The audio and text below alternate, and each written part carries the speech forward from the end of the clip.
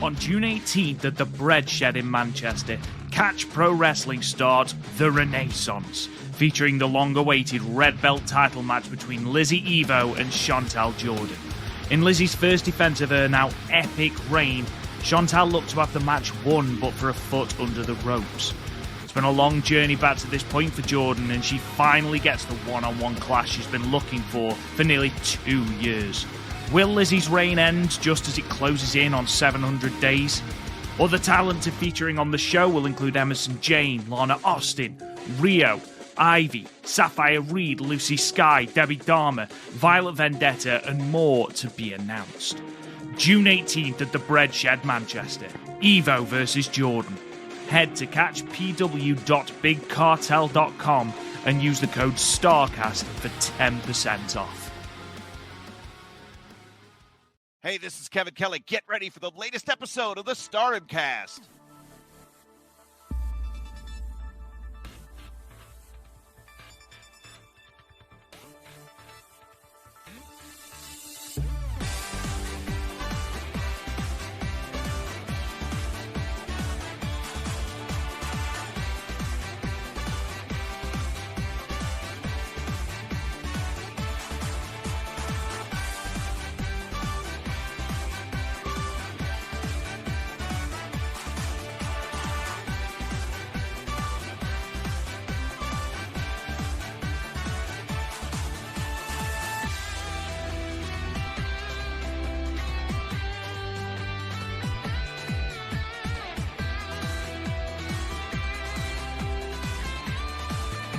Hello guys and welcome to the Stardom Cast. I am your host, Rob Goodin. I am joined as ever by Matt Turner. Matt Turner, how the devil are you this week?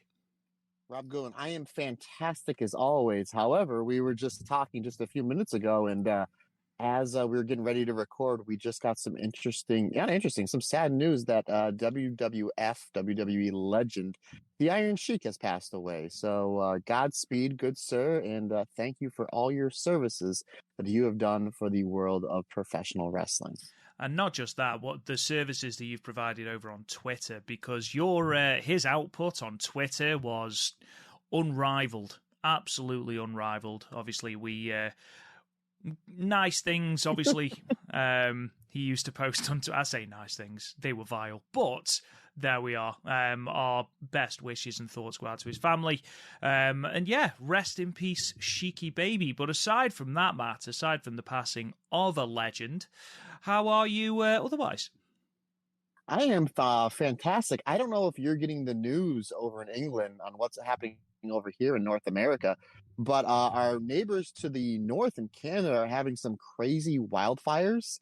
And with the wind, it's actually blowing down this way. I'm currently looking at my sky, and it literally looks like Thanos is about to come in and take over the earth. And I'm not that far away from Canada, Rob, but I'm not like too close either. I'm like about 4 or 5 hours away, so I can't even imagine what some of the states more north of me look like because of these wildfires. From what I understand, the wildfires that are going on right now in Canada are a little bit bigger than the state of New Jersey. So it's kind of an interesting and scary scene as like my nephews, I don't think they're going to be doing any sports this week because if you're outside for more than like 4 or 5 minutes, it's really difficult to breathe, and it's kind of scary, to be honest with you. Yeah, that sounds horrendous. Obviously, best wishes to anyone who's affected by these. Hopefully everyone is okay. Like living on an island, which is what we do, we don't tend to get this. We don't experience earthquakes. We don't experience any sort of real like wildfires. We get some flooding, but like I think one of the things that I remember, like natural issues we had was when that volcano erupted in Iceland and we had the ash cloud. But aside from that, like we don't tend to have any of this. I suppose we are quite lucky in that regard. But yeah, the fact that it's spreading down towards you, and you're saying like 5 hours away, that's some dangerous fire. And obviously, I think Los Angeles had some earlier this year as well. Yeah, yeah, they've had quite a bit of that. That does happen quite a bit. I kind of wonder. Our buddy Scotty Wrestling's over in Boston, so he's way more north than I am. I wonder how he's doing. But yeah, it's crazy. You mentioned Iceland with the years ago with the volcano. How far away are you from Iceland? Shall we have a look? Let's Google it. This is what you came here for, guys. You came here for high quality analysis of Google Maps. So UK to Iceland. By plane, that's not helpful in the slightest. Let's try that again. Flight time, that's what we want. It's about 3 hours, 2 hours 45. And that's that is non-stop. So yeah, under 3 hours flight. Let's have a look how many miles. It's about enough time to come down from your buzz, buddy, if you're drinking at the airport. Just about. We are 846 miles from Iceland. Let's have a look how far you are away. We will get on to actual wrestling in a minute, guys, rather than just Googling random crap. Oh, yeah, you're... It is funny how much people enjoy our banter. They're like, we really enjoy your banter at the beginning. Like, we love giving it to you. Is this banter or is it just us two having a conversation randomly? You're nearly 3,000 miles away, so that's probably why you didn't get anything from it. But yeah, that's probably the only thing I remember. I remember sleeping through an earthquake once. Because we don't tend to get them, and whenever we do, they are very, very minor. And we had one hurricane, so in our entire history. So yeah, our weather's boring, the country's boring. It's just a boring place, basically. I disagree. You guys are home of Ozzy, Iron Maiden, William Regal, Dynamite Kid, Johnny Saint. I think you're doing all right. And Mariah May, and most importantly, a gentleman who's written 2 books. One of the books is Living the Dream, Stardom's 10th anniversary in review. My good friend, Rob Goodwin. There you go, man. It just keeps getting better, these segues, honestly. I thought you'd struggle to top the one you did for Patreon yesterday, but apparently not. Surprised myself. So we have got, considering there hasn't been any major shows in the world of Stardom this week, we've actually still got quite a lot to talk about. We had a press conference that announced a lot of the matches for Stardom Sunshine, which is going to be on Sunday the 25th of June, and Stardom Midsummer Champions, which is going to be on the 2nd of July. So we're going to be running down that. We're going to be running down your typically interesting Stardom press conference, let's call it. And then we're going to run through New Blood 9. We're going to run through the last show that's been uploaded to Stardom World from the 20th of May.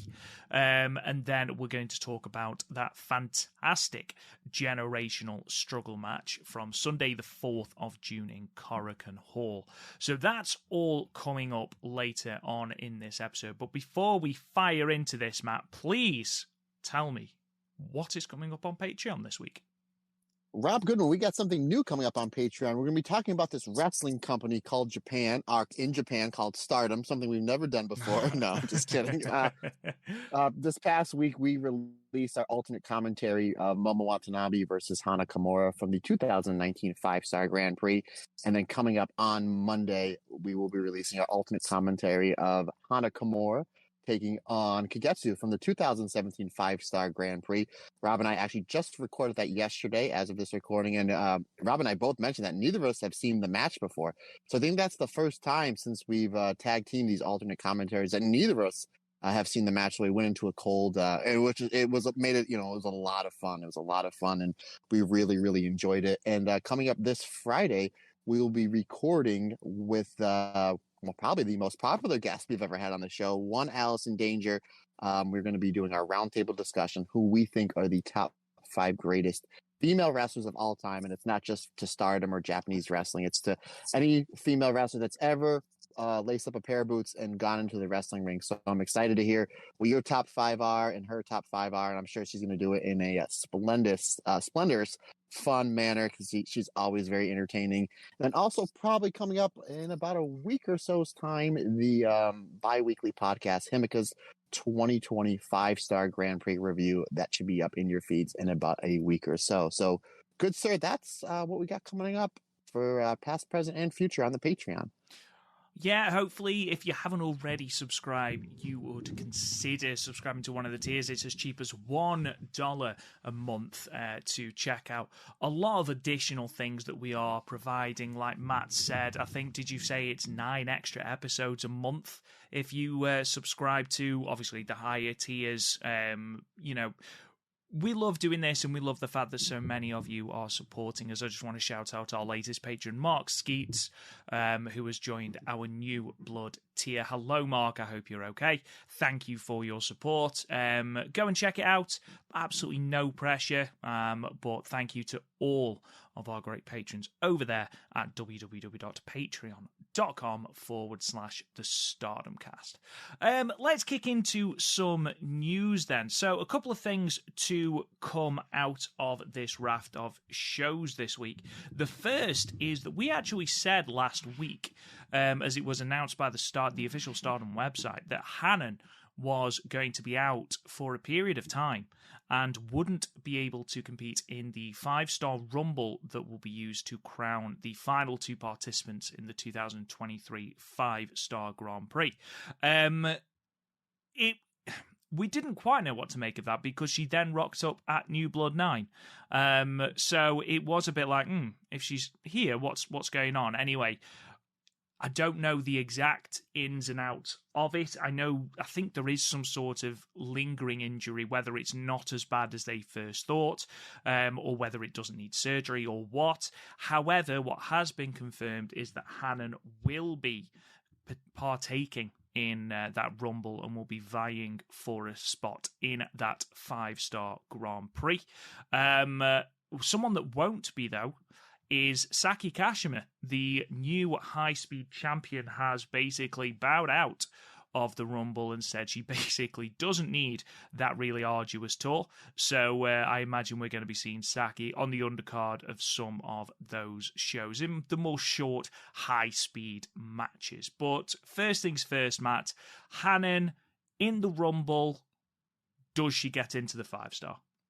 Yeah, I think so. I mean, I was shocked when they made the announcements the last pay-per-view, and I'm like, Hannah's not in there. She's got to earn her. Oh, okay, all right, I get it. I thought she was fantastic in last year's 5-star. She was only 17 now, not only a year older, but a year more experience. And not only that, but she's graduated high school, so she's not going to be missing shows to going to school, which still, again, Dickie Murdoch rolling over in his grave that kids are choosing school over wrestling. What the hell's wrong with you?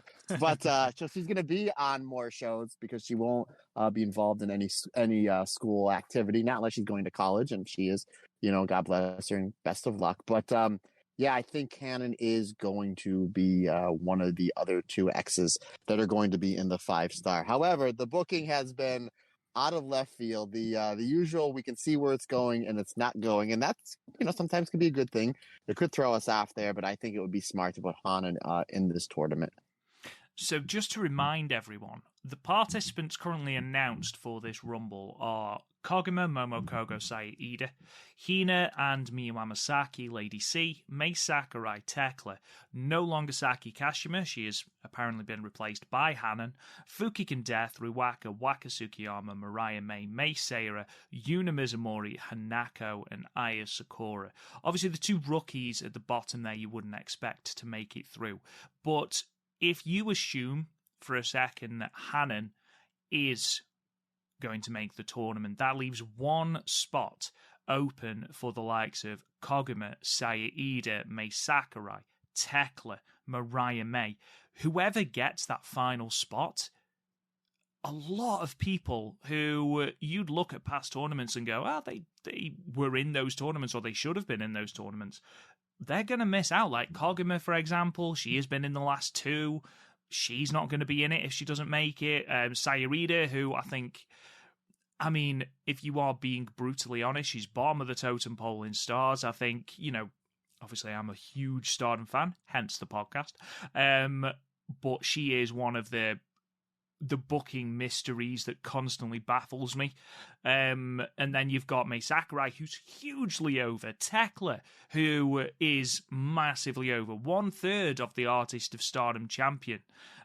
Looks like she's probably not going to make it. No Waka Tsukiyama in that tournament. There's a lot of people going to be missing out, Matt. Yeah, you kind of wonder, but that's going to they'll probably do maybe 6 or 7 matches, and then maybe like 1 or 2 multi-person matches. And maybe they need a little star power in those multi-person matches. That's why you may see a Saida, Mariah May, a Tekla. I don't know. And I mean, and again, it's not a shoo-in that Hanan is going to be one of the 2 X. If you're asking me who I would like to see, there's no wrong answers, because just how stacked the Stardom roster is and how stacked the field is already, there's really no wrong answers. But if you're asking me what 2 people that I'm kind of pulling for, I'm going to say Hanan and Saida. We're massive, massive fans of Saida on the show. And I know she's someone that's probably going to eat, 5 or 6 losses, which is fine. But those matches are going to be hard-hitting and entertaining. But yeah, at the same time, how do you pull a Tekla out? How do you pull Mai Sakurai? How do you pull a Koguma out? How do you pull a Mariah May, who is, we'll get to it in a little bit. It's going to be in a, big high-profile championship match coming up on one of these pay-per-views. So, yeah, it just really goes to show like how stacked this roster is, and the fact they're giving us a smaller 5-star Grand Prix, doing the complete opposite of what New Japan's doing for their G1 Jesus. Yeah, I saw that 32 people. I was waiting for my phone to ring because I figured they didn't need bodies, but that didn't happen. But yeah, I mean, it's going to be interesting. I think we're going to get longer matches. You're going to get maybe some better matches, but yeah, I think with Saki Kashima pulling out of the Rumble, you're going to see 1 or 2 high-speed championship matches during this 5-star run. Or even maybe if Kaguma doesn't get in, Tekla, Momokogo, they've all wrestled the high-speed championship matches against Uzumi. They can wrestle that style. You may see like a high-speed, Mai Sarah. You may see like a high-speed tag match or high-speed 3-way or 4-way or a multi-person match, just as kind of an added bonus. So it's definitely going to be interesting. Definitely something we're definitely going to keep our eye out for. Yeah, I think I would like to see Hanan in there. I think she's earned it. I think the progress that she's made has been unbelievable. I think she's touted for great things in the coming years. That last spot, I mean, if you're asking who I'd want it to be, Sayurida's the obvious go-to. But who I think it'll be, I've said before, the company's huge on Mai Sakurai. I would be very, very, very surprised if Mai Sakurai doesn't make the tournament this year.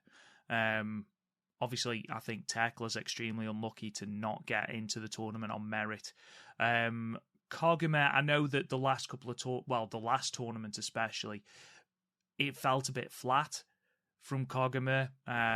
Maybe that's part of the reason she hasn't been included, but one thing she does provide on those nights is something a little bit different, that comedy match, similar to a Toru Yano, where, you can have that sort of, not night off. I don't believe there is a night off in a G1 or a 5-star, but, you can have that match that's more comedy-centric and you're not terrified about the bumps you're going to take.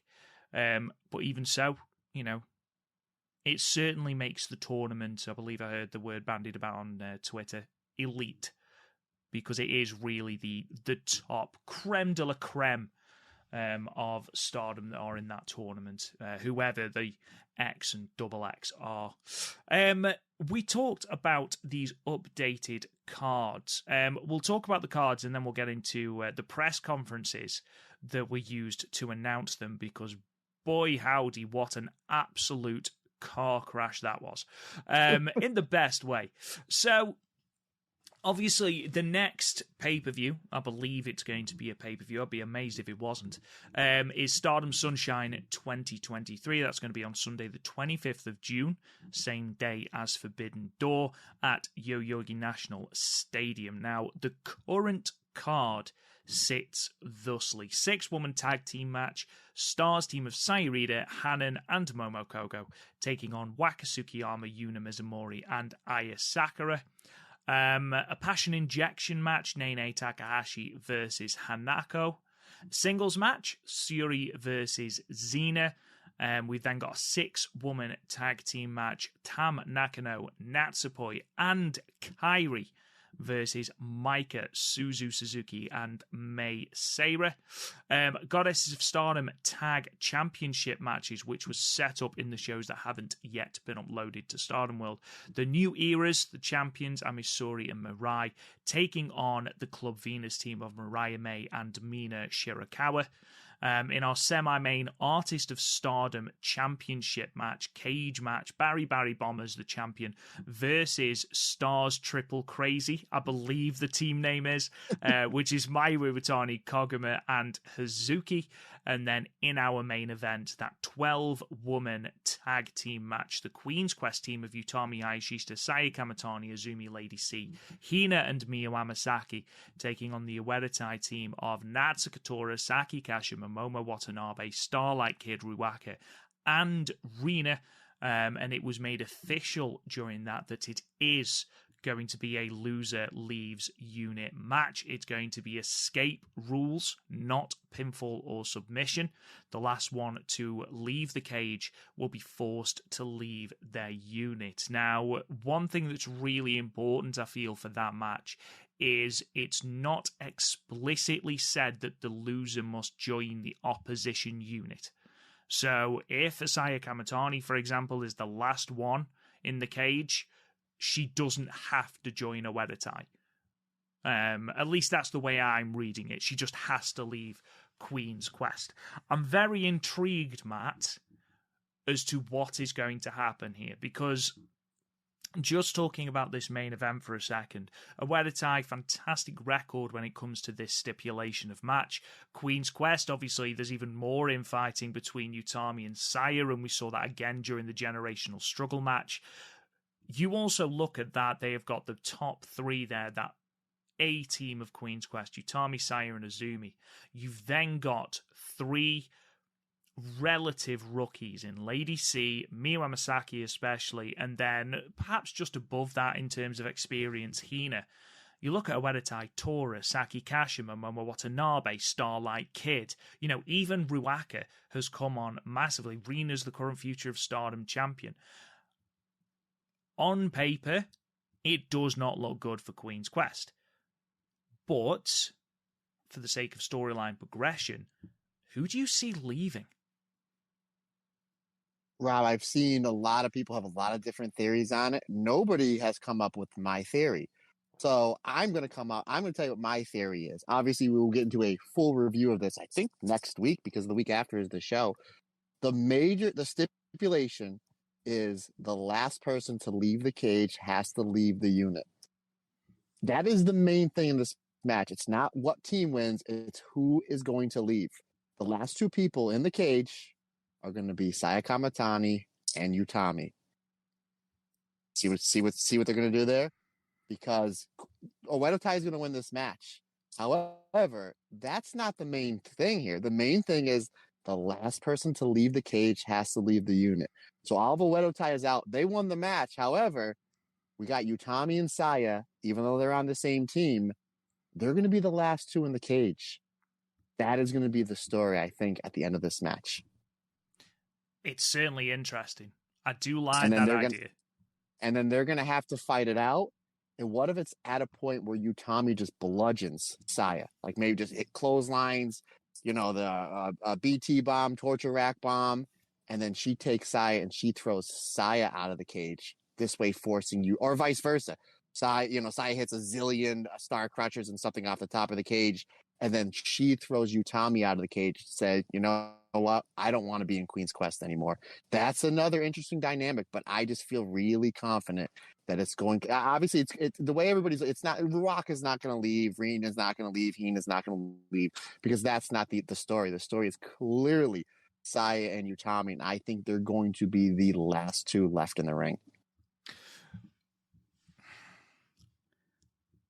I'm intrigued. I really am intrigued, because obviously then the story is what happens. I mean, I think we can both safely assume that, I think everyone can safely assume rather, that someone's leaving Queen's Quest. And you could do what Stardom did in 2021, where they started this by sort of flipping Fukigen Death over to a Ueretai, which was the least exciting of the possibilities. I don't think they're going to do that this time. There has been such a story implanted about the descent, especially between Utami and Saya, that has to lead into it. Now, whether that is that they end up facing off at the end and the loser ends up having to leave the unit, or whether it is their infighting that costs another member of Queen's Quest. I don't know how that'd happen, but it's potential. I think that Utami and Saya infighting plays a huge role. I mean, we are assuming here that this isn't just a massive ruse to get into a Wedatai. I mean, ooh, that's something else too. I was thinking of, my friend. Literally, as always, reading my mind. That was another option I was thinking. So that's something that may happen as well. I mean, you can almost see the three people in the ring. You know, Utami, Saya, and Momo Watanabe. And, Momo's baiting Utami and Saya to start fighting again. And, oh, swerve! You know, they were never in fighting. It was all fine all along. It was just to get back at Momo. They floor Momo and then climb out of the cage together, leaving Momo in the cage. I think something like that would be very interesting. But again, there's a lot of avenues that they could go with this. And my only hope is that we don't have sort of a token leaving. You know, obviously I don't feel like Lady C should leave Queen's Quest.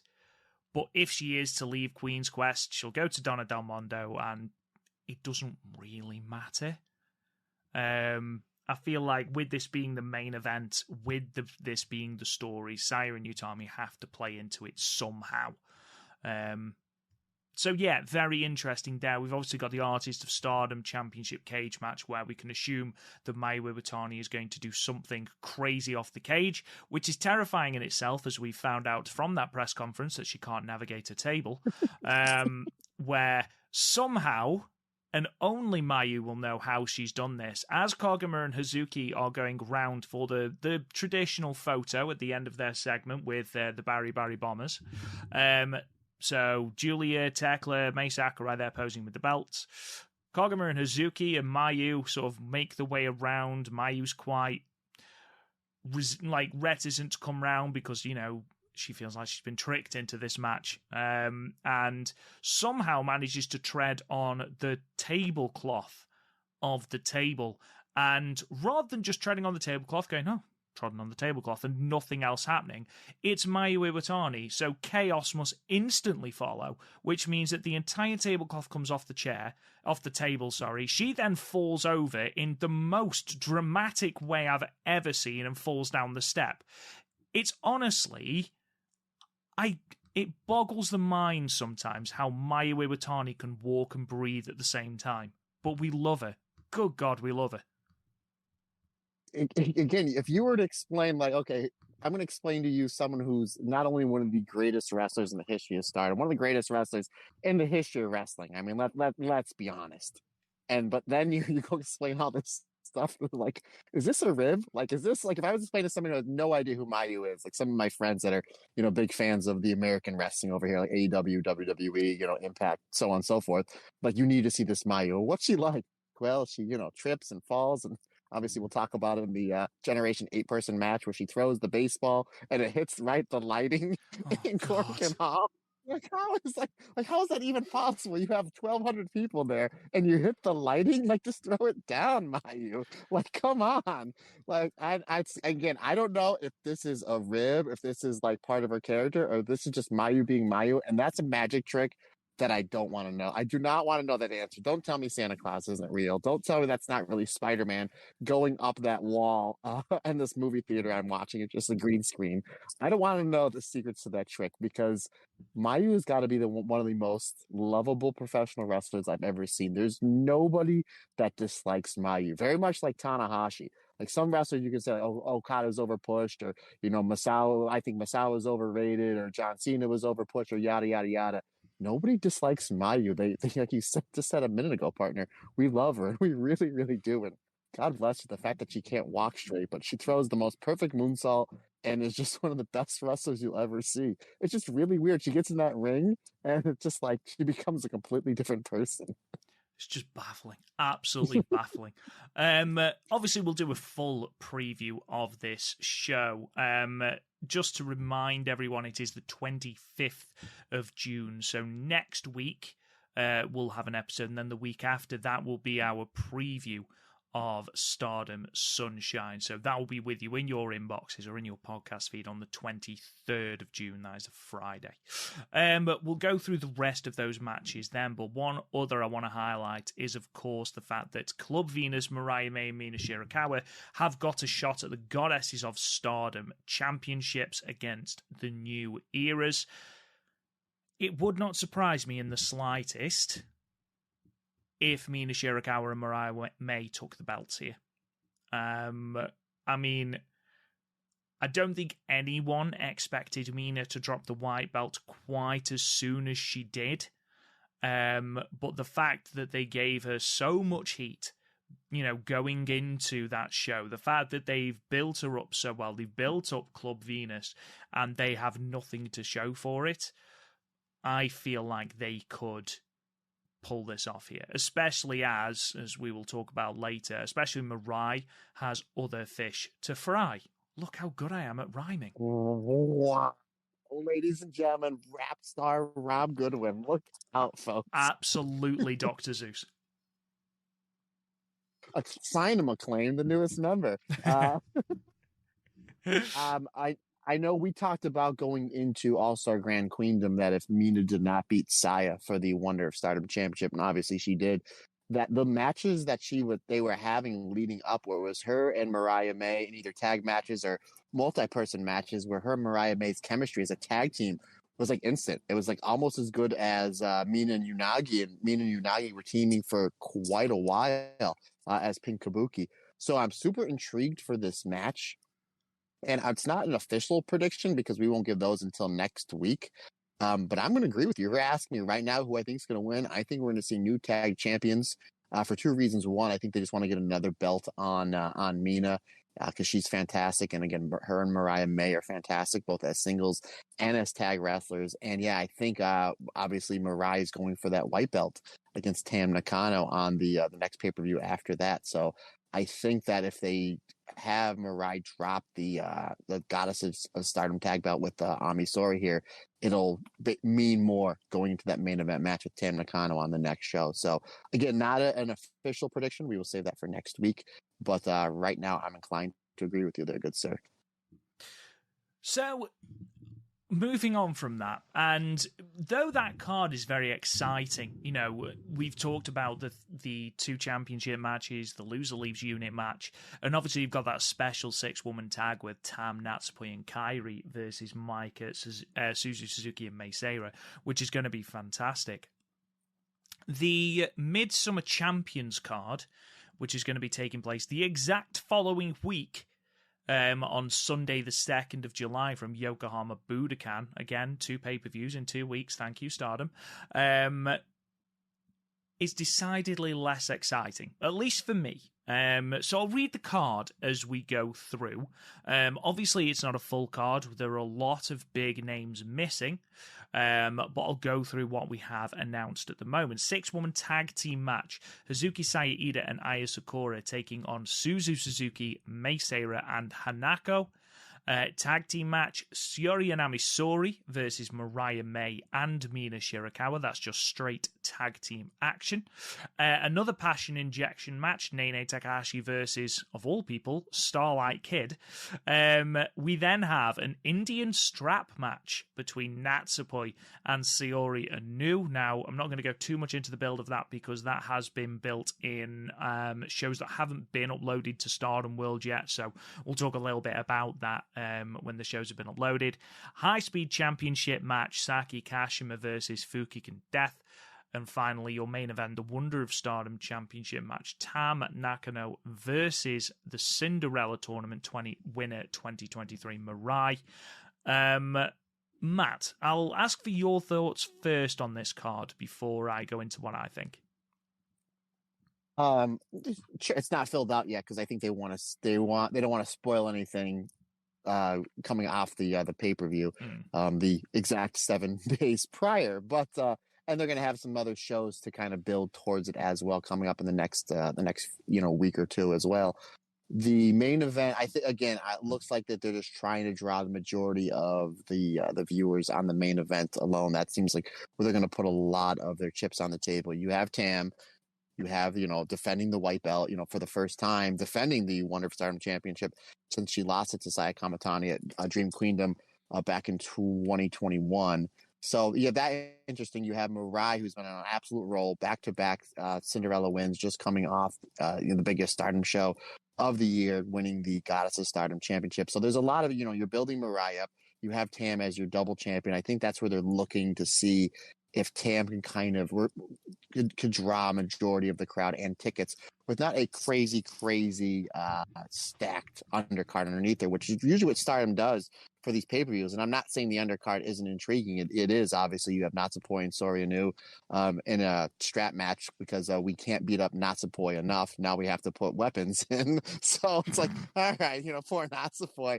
But I tell you what, I'm really intrigued by the tag match with Mina Mariah May versus Suri and Ami Sourei. There's a possibility that they can make that a tag team championship match if the week prior the Club Venus team wins the championship. And if that's what they do, I think that'd be smart to make that a tag title match. So, yeah, an interesting card. Obviously, the card the week before looks a little bit more stacked, but we'll see how it flushes out in these next few days.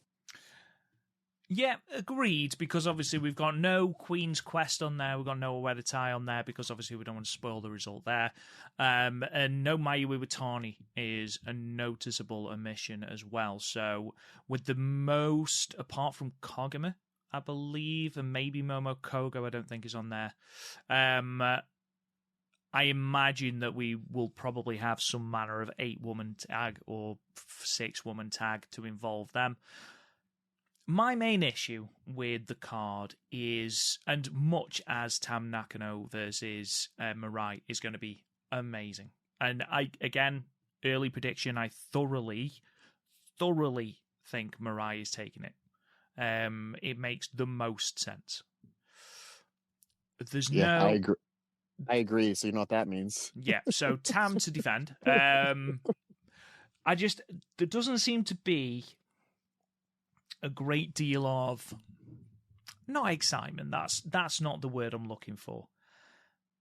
I think I'm upset because we crowned a new World of Stardom champion on the 23rd of April in Tam Nakano. Thoroughly deserved. Fantastic match against Julia. We are not going to have another red belt defense now until after the 5-star. Which you could argue that it makes those title defenses more worth seeing because you're more excited to see them because they don't happen all the time. However, if you are going to have Tam drop the white belt here, which I do think she does, would Mina Shirakawa's momentum have been derailed as much if she just dropped the white belt here to Mirai rather than dropping it to Tam so Tam could drop it to Mirai? Now, I've gone on record as not agreeing with the double championship change. As good as the match was really good. And again, none of my reservations about this Midsummer Champions card come from an in-ring standpoint. None of these matches are going to disappoint. Nene Takahashi versus Starlight Kid. Random matchup, but it's going to be great. Syuri and Amisori versus Mirai May and Mina Shirakawa. It's going to be great. Natsupoi and Syuri Anu beating the ever-loving Jimmy out of each other in an Indian strap match. Going to be fun because no one takes punishment like Natsupoi. I just feel like there wasn't an end game with this double championship. And all it's done is it means that we're not going to get those 2 championship matches on the same card. And I feel like there was no need to do it.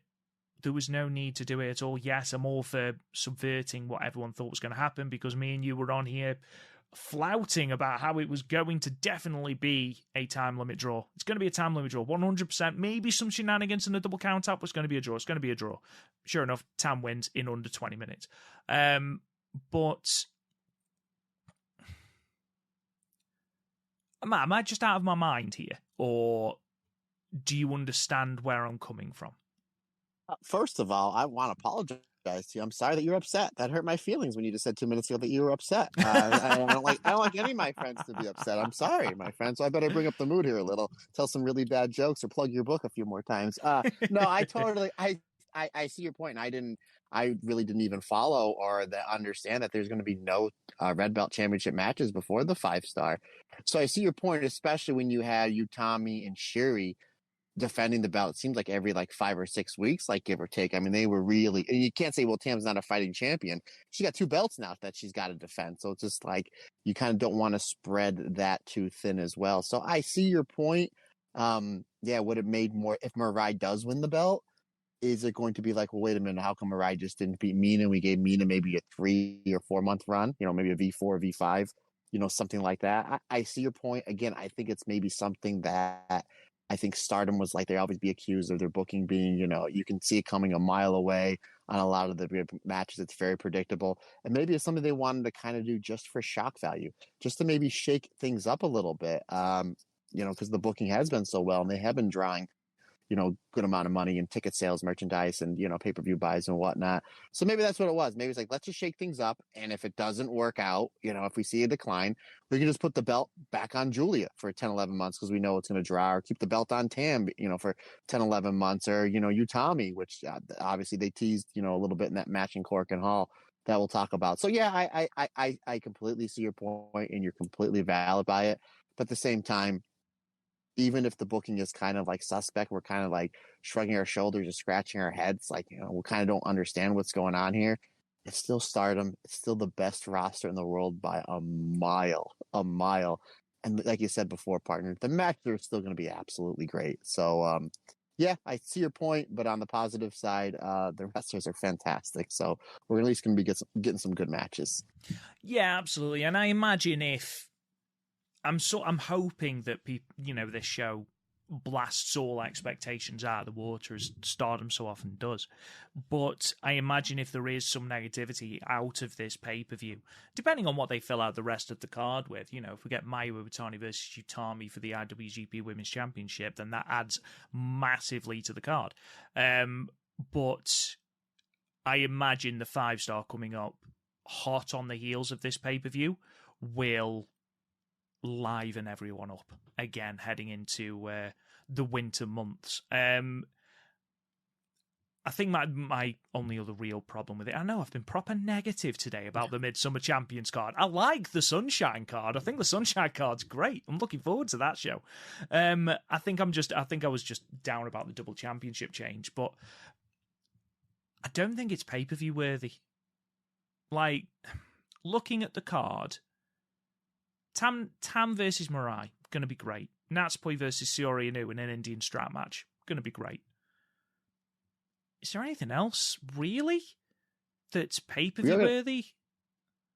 We are going to get Hazuki and Suzuki violence, right?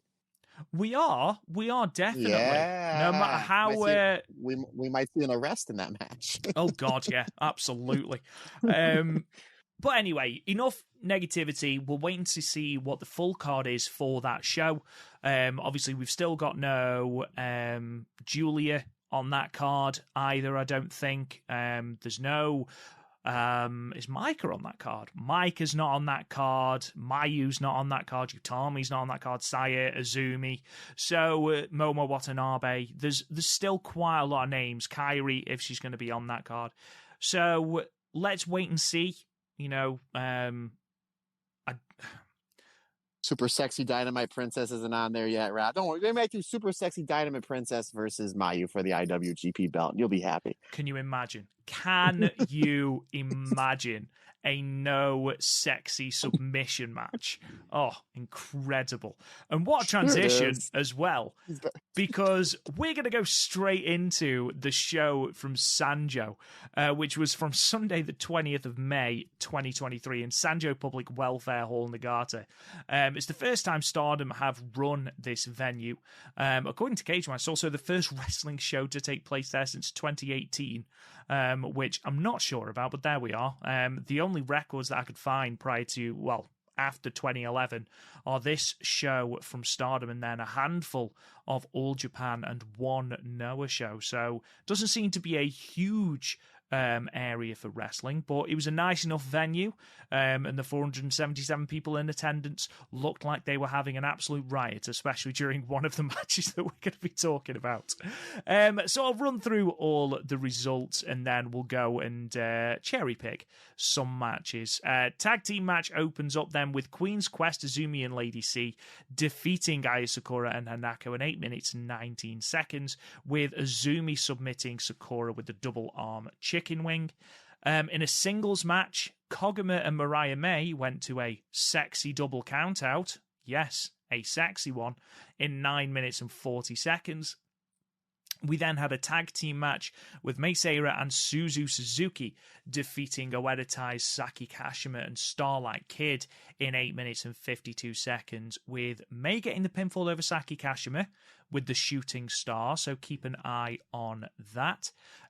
We had a tag team match. Queen's Quest, Saya Kamatani and Utami Hayashishita did coexist enough to defeat the Club Venus team of Waka Tsukiyama and Xena, with Saya getting the pinfall with the Star Crusher.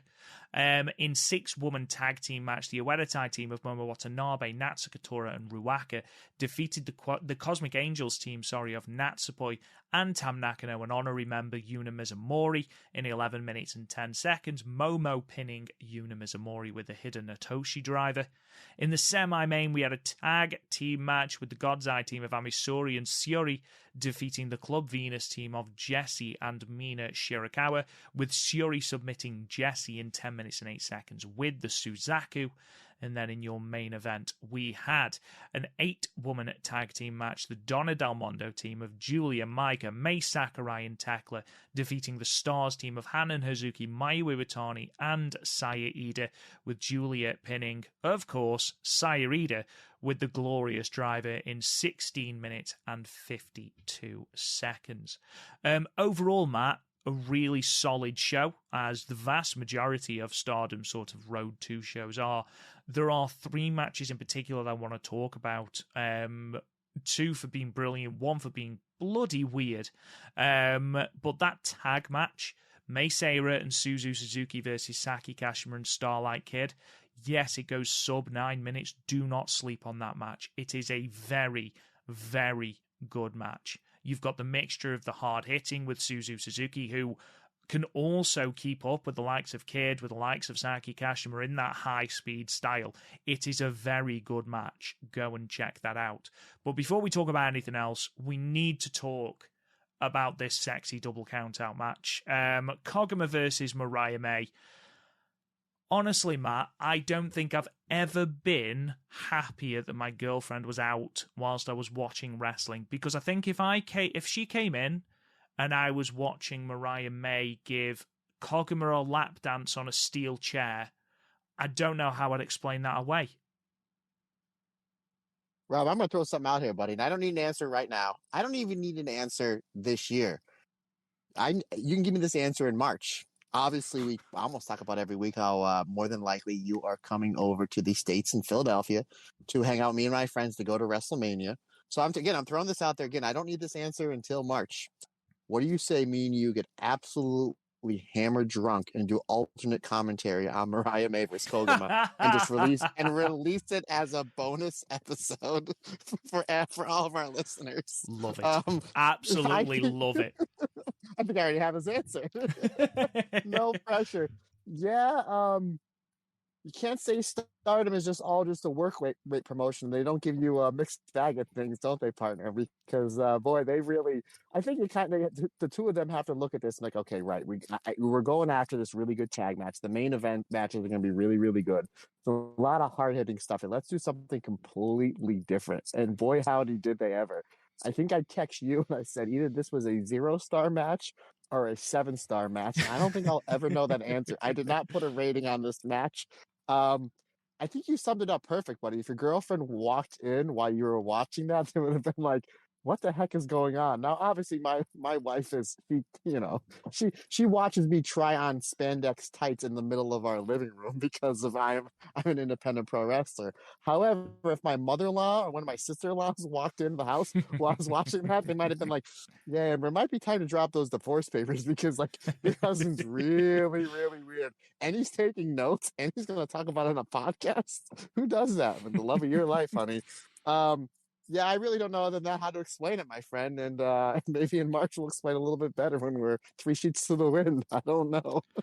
I do not know how to describe this match. Like, Koguma being sort of portrayed as this prude who wants no sexy in the match, and Mariah May just wanting all of the sexy in the match. The poor referee gets caught up in it, and I don't know who is having a better time in this match.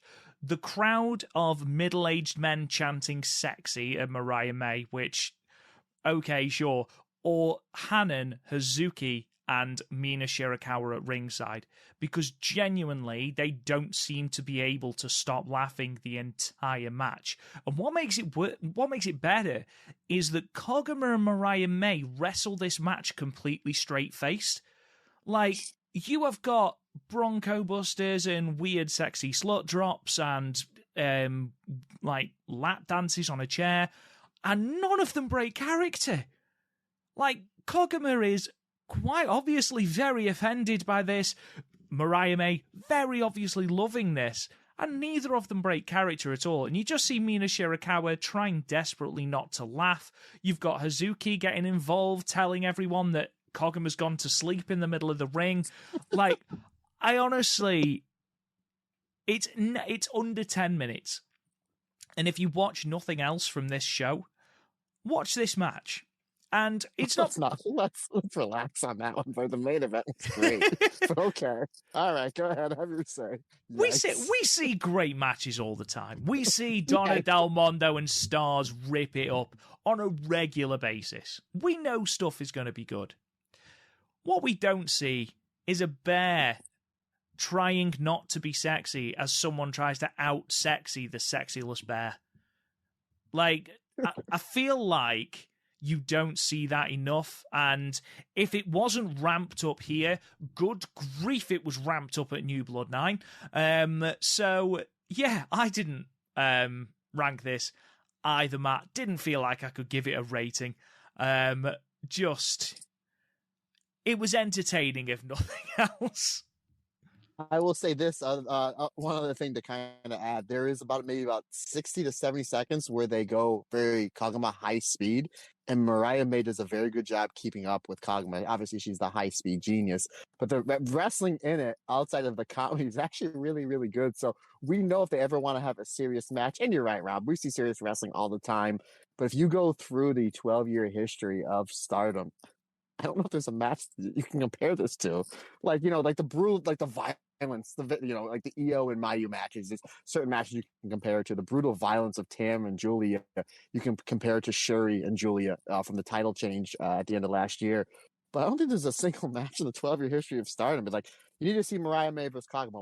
What it's like? Well, I watch Stardom. What's it like? Nothing you've ever seen before. It's the answer. But yeah, it was definitely something completely different. But yeah, I love how Hazuki was like looking at Mariah May, and she's like, "Oh no, she's asleep." And the look on Hazuki's face is like, "This is a natural thing. She just falls asleep in the middle of her matches. Like, it's no big deal. It happens all the time."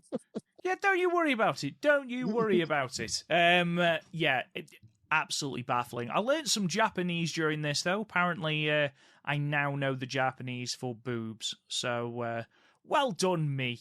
If you had that on your Stardom cast bingo card, folks, please pencil it in. Matt, let's talk about this Mei Seira, Suzuki, and Oweda Tai match. Mei Seira looking really, really good. This team of Mei Seira and Suzuki improving every single time, and then once they start teaming with Maika as a trio, good grief, they're great. But the chemistry that they had with Saki and Starlight Kid here, brilliant. Yeah, if they don't, by the time October rolls around, if neither of these two are in a faction or starting their own faction or whatever, I would love to see these two as a tag team. Obviously, I was in the Goddess tournament. I was really high on maybe seeing Suzu and Risa Sera in the Goddess tournament. Obviously, we didn't have that as neither of them were official members of the Stardom roster, but it's basically, Mei Seira comes out of her mini retirement, and then Suzu basically announces that she's going to be with Stardom full time, and they just decide to throw the two of them together. I'm like, well, okay, we'll see what happens. And we're 4 or 5 matches in. We're like, holy geez, they are so good together. You have the high speed of Mei Seira mixed in with the violence and the hard hitting and the big spots of Suzuki. And they just gel so well together on their timing, their ring positioning, their selling, the way that when Mei Seira, builds in the hot tag to Suzuki. That's fantastic. Obviously, Saki Kashima, we love her on the show. She's just very underrated wrestler in this very top heavy roster that is Stardom. Oh yeah, by the way, Starlight Kid, she's really good too. The Starlight Kid Suzuki chemistry is off the charts. The two of them have some fantastic matches. But yeah, this was great. Again, it went just under 10 minutes, or just under. Hold on, I have my run sheet here. Just under 9 minutes. But I actually had it 3.5 stars. Absolutely loved it. Don't blink, because there wasn't anything wasted at all in this match from either four of these ladies. No, absolutely not. I thoroughly enjoyed it. High speed and just a little bit of brutality mixed in for good measure. It's always funny watching Saki Kashima take some brutal kicks because she sells it so well, like she just does not want to be there. It really does make me laugh every time. Let's talk about these two main events then. Let's talk a little bit about God's Eye, Amisori and Syuri taking on Jessie and Mina Shirakawa.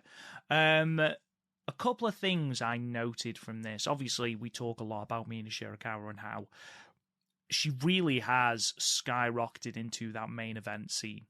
To the point where I was convinced that Mina would be a good hand, but wouldn't be anywhere near the red belt picture, at all. And this was when she debuted in the company in 2020. I was convinced that, she's a good hand, she'll get better. There's no star quality there for me.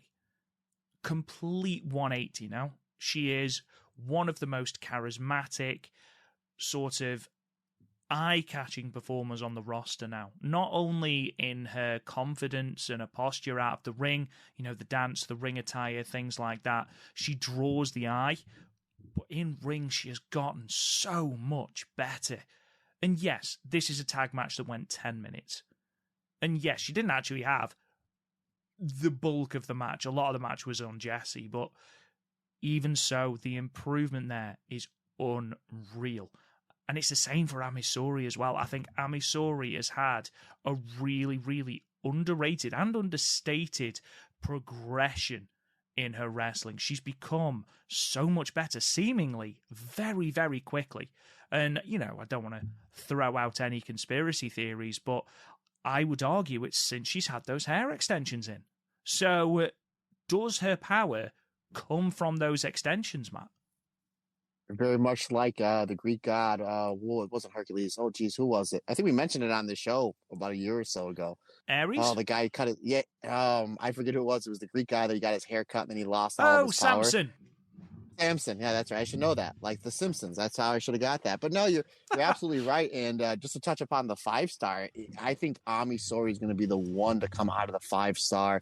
That's going to shoot up the most just because she it's kind of full of main eventers, but very much like how Mina did in this 5-star, where she had a lot of momentum going in. We kept talking about week in, week out, how much she's improving because she's putting in the effort, she's putting in the reps, she's busting her ass, not only week in, week out, but day in, day out. You can just tell that she's just, working on her striking, she's working on her character, she's working on her wrestling. And then going into the 5-star, she had the match with Momo to start, and then getting towards the end, she had that show stealer of a match at Korakuen Hall with Saya Kamatani. I fully expect Amisori to kind of adopt that and her to come out like, okay, maybe we can put Ami Sourei in like a white belt match, whether it's against Mirai or, Mina or Hazuki or whoever. But yeah, you're absolutely right.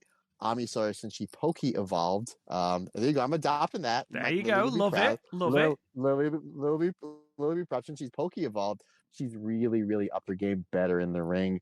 But yeah, a lot of this match was basically Jessie versus Ami Sourei. The little bit we got from Mina and Shuri got me stroking my non-existent beard. I'm like, what would a Mina Shuri 12-minute match look like? There'd be a lot of kicks.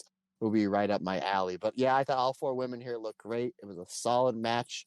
I actually had it at 3.5 stars. Jessie's improvement since she started up until here is really, really good. However, it looked like Jessie boarded an airplane to come back to the States. I guess her stay in Japan is over at this time.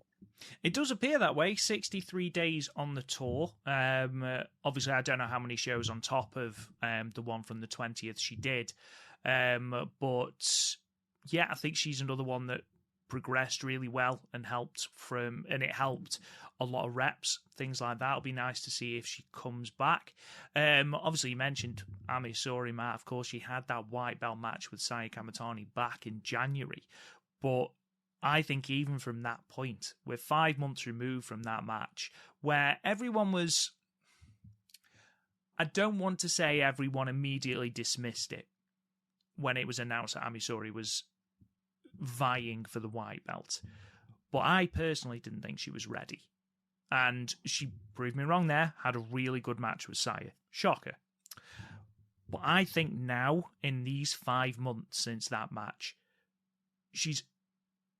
it's not quite unrecognisable, but the progression she's made since that moment, if she came out and challenged for the white belt exactly like you said, now, I wouldn't blink. It wouldn't cross my mind that she didn't belong. And I think that's testament to her and the work she's putting in. Because overall, she used to be overshadowed by Mirai, and I think they're on a level playing field now. Or more or less. Maybe Mirai just ahead, but there's very, very little in it. Main event then, Matt. I know you were a huge fan of this match, Donna Del Mondo defeating Stars. What did you love about it, aside from obviously Sairida taking yet another pinfall? Again, the day before was her birthday, and she gets the win, and as you said before, right back on track where we need to be. I mean, God bless back Stardom. to full. At least they gave her a pinfall victory in the main event, on her birthday. So good on Stardom on that feel good moment. What I liked about this match is I don't know if my sources are true or not, but from what I understand, there was charges pressed against Suzuki for attempted murder on poor Micah.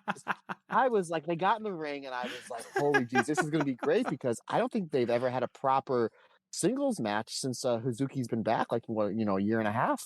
And it was like, she's laying into Micah, and Micah's going to bring it back, and she does. And then Hazuki brings it back even more. I was like, oh my God, and I say it on this podcast all the time, and Rob, you know this. I do not have one single favorite wrestler in Stardom. I just want to see really good wrestling, really good storylines, and I want the company just to keep doing what they've been doing for the last 2 or 3 years, and that's keep on succeeding, and drawing more people in. Like we always say, the main purpose for this podcast is to get more people into Stardom, because we both think it is by far, bar none, the best wrestling in the world. With that being said, again, I do not have a clear one favorite wrestler in Stardom. But I'm watching this match, and halfway through, my wife walks in right during the Hazuki violence. I'm glad she walked in at that point than instead of the Kagama Mariah May match. But anywho, and I told her what I just said. I said, I think Hazuki might be low key one of, if not my favorite wrestler in Stardom. And I think a lot of it has to do with the fact that, unlike a Mayu, a Utami, a Tam, a Julia, she never won any of the 2 big singles belts. And obviously, we talked about it on our first What If episode. That is the one thing I really want to see in the next 6 to 12 months, is Suzuki either win the white belt or the red belt, and or the 5-star as well. So she's just so good, and she never takes a night off. She always gives 110%. Now, obviously, does she throw the big forearms and the kicks and whatnot? Yes, but she also takes it as well. Also, it's she's going to, if I'm going to hit you this hard, I expect you to hit me that hard, and she's going to feed, and she's going to make you look good. But Hazuki she just absolutely fantastic. And she was fantastic here. Her stuff with her and Mike, I was like, we've never seen a proper singles match between the two of them. And this really makes me think and hope they are in the same block coming up at the 5-star. All four of these teams work really well together. Obviously, you have Julia in there with Mayu. That stuff is always really good. We get some Hazuki, Julia stuff in there as well. Tekla, May, Sakurai, and Julia, they did a really good job getting their triple team spots in there, obviously to put over, at this point they were, the Artists of Stardom champions, or going for the belts, excuse me. But that ending stretch with Saeed and Julia, like, again, I understand when I'm watching these multi-person matches how it's going to end when everybody's building towards their finish and they're hitting a few moves to save here or there. They don't really tag out towards really the end. So the finish is going to come between Julia and Saida. So obviously Julia's not taking the fall. Saida is. You can bet house money on that. Obviously that happens, but man, they do a great job building up the finish with Saya kicking out of a lot of Julia's stuff, and even Ida hitting the Itabashi on Julia, and Julia doesn't kick out. Tekla and May Sakurai have to come and make the save. So you're like, oh wow, that's a really good on Julia on putting Ida over on the flash fall there. And then there's some brutal clotheslines from Saya to Julia, and again, Julia does a great job taking somebody that's kind of on the lower mid card in some of these matches and pulling them up and making them look better. And then ultimately, of course, Julia hits the glorious driver on Saida. I thought the ending was brilliant. The build of this match was brilliant. It was about 17 minutes, and it really didn't feel like 17 minutes because I enjoyed every single second of the match. It was my favorite match by far on this show, 3 3/4 stars. Yeah, same. 3 3/4 stars. A really, really, really good main event. I mean, if you're looking for a great in-ring product, definitely check this match out on this show. If you're looking for something a little bit different, you check out that sexy double count out from earlier on in the show. If you're looking for something a little bit different in your wrestling. Let's move on then, Matt, to Stardom New Blood 9. We are jumping ahead in time a little bit to Friday the 2nd of June 2023. We are again at Shinagawa Intercity Hall, Tokyo, to a much depleted attendance of 306 people, down from the sellout in the same venue for New Blood 8 of 407 people. The results are as follows. We opened with a tag team match. The New Eras, Amisori and Mirai, defeated Aya Sakura and Hanako, with Amisori submitting Aya Sakura with the Lion Tamer.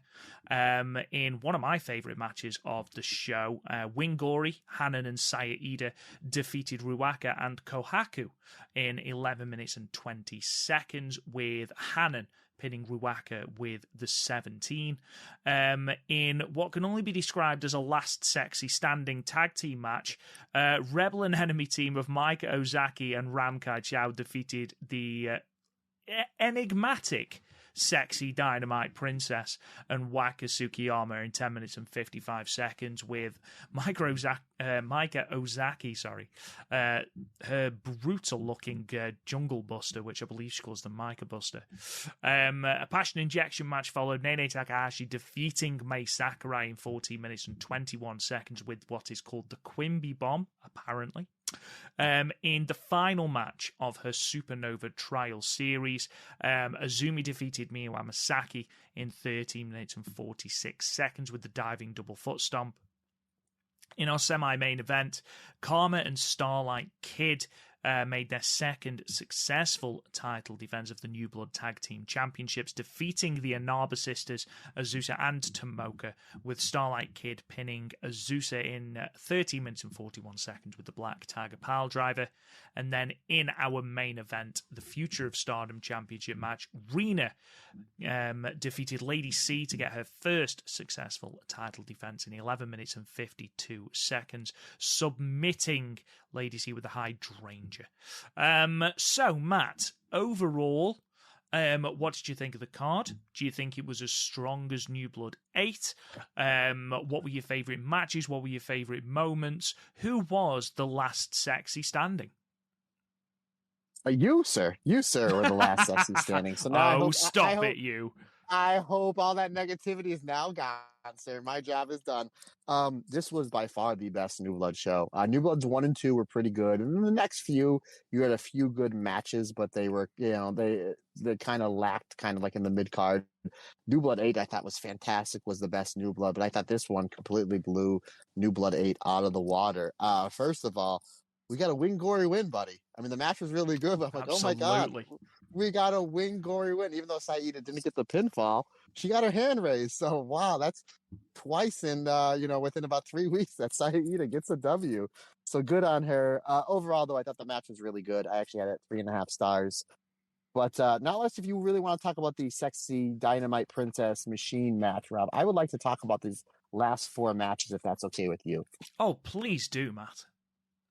Nanae Takahashi and Mei Sakurai was absolutely fantastic. We talk about how Mei improves each and every outing, not only with the fancy gimmick and the mic work she does after the matches, but her in-ring work.